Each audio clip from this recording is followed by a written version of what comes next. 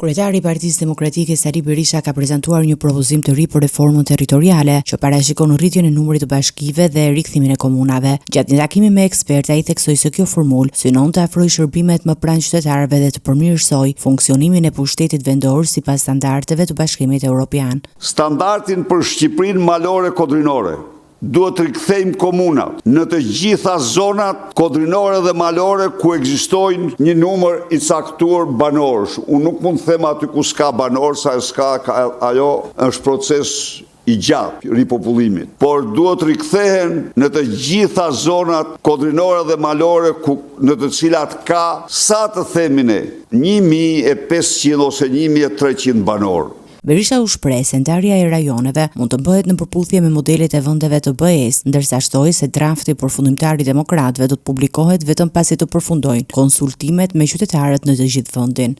Ne nuk kemi një variant përfundimtar sot, sepse varianti përfundimtar do dalë pas një debati.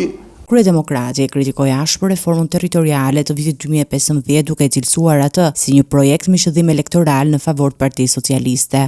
Antireforma që u bë qeverisë vendore kishte dy kritere themelore: vjedhjen, votën. Votën dhe vjedhjen, vjedhjen dhe votën. U shuan me një trënd lapsit. Në Trojez ishte i pranishëm dhe bashkëkryetari i Komisionit të Reformës Territoriale, Luciano Bocci, i cili deklaroi se propozimet e mazhorancës synojnë ndarjen e territorit mbi baza elektorale në varësi të interesave politike të qeverisë.